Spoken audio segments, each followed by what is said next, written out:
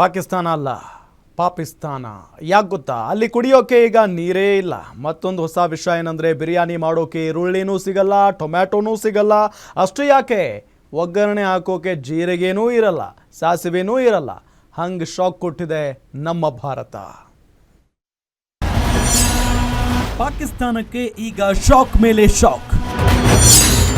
ಪಾಕ್ಗೆ ಹೋಗೋ ತರಕಾರಿ ಮಸಾಲೆ ಪದಾರ್ಥಕ್ಕೂ ಬ್ರೇಕು. ಭಾರತ ಕೊಟ್ಟ ಏಟಿಗೆ ಪಾಕ್ನಲ್ಲಿ ಪ್ರವಾಹ ಫಿಕ್ಸ್.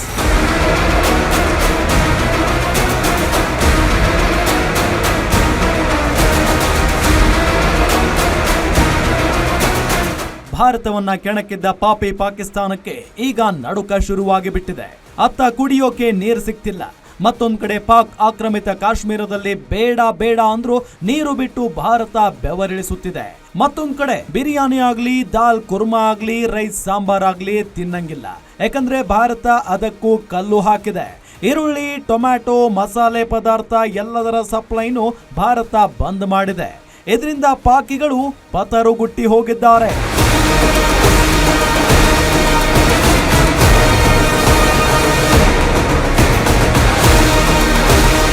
ಹಾಗಂತ ಇಷ್ಟಕ್ಕೆ ಭಾರತ ಪಾಕಿಸ್ತಾನನ ಸುಮ್ಮನೆ ಬಿಟ್ಟು ಬಿಡುತ್ತಾ? ನೋ ವೇ, ಚಾನ್ಸೇ ಇಲ್ಲ.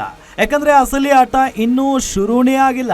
ಸಿಂಧು ವ್ಯಾಲಿ ನೀರು ನಿಲ್ಲಿಸಿದ್ದ ಭಾರತ ಈಗ ಬೇಡ ಬೇಡ ಅಂದ್ರೂ ಪಾಕಿಸ್ತಾನ ಝೇಲಂ ನದಿಗೆ ಉರಿ ಡ್ಯಾಂನಿಂದ ದಿಢೀರ್ ನೀರು ಹರಿಬಿಟ್ಟಿದೆ. ಇದರಿಂದ ಪಾಕಿಸ್ತಾನದಲ್ಲಿ ಪ್ರವಾಹದ ಪರಿಸ್ಥಿತಿ ನಿರ್ಮಾಣವಾಗಿದೆ.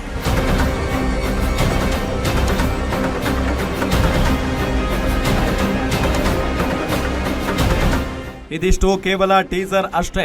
ಪೂರಾ ಪಿಕ್ಚರ್ ಅಬೇ ಬಾಕಿ ಹೈ ಅನ್ನೋ ಸಂದೇಶವನ್ನ ಭಾರತ ಪಾಪಿ ದೇಶಕ್ಕೆ ಕೊಟ್ಟಾಗಿದೆ.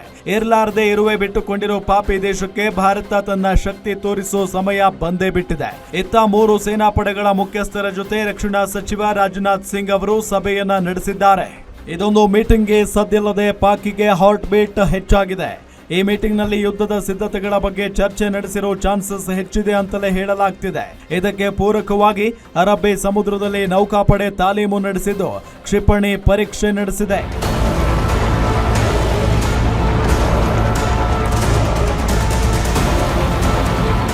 ಒಟ್ನಲ್ಲಿ ಸೇಡಿಗೆ ಸೇಡು, ಬಲಿಗೆ ಬಲಿ. ಉಗ್ರರನ್ನ ಸುಮ್ಮನೆ ಬಿಡಲೇಬಾರದು ಅಂತ ಇಡೀ ಭಾರತೀಯರು ಹವಣಿಸುತ್ತಿದ್ದಾರೆ.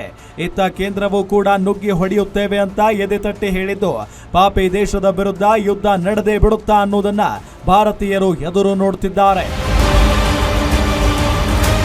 News desk, guarantee news.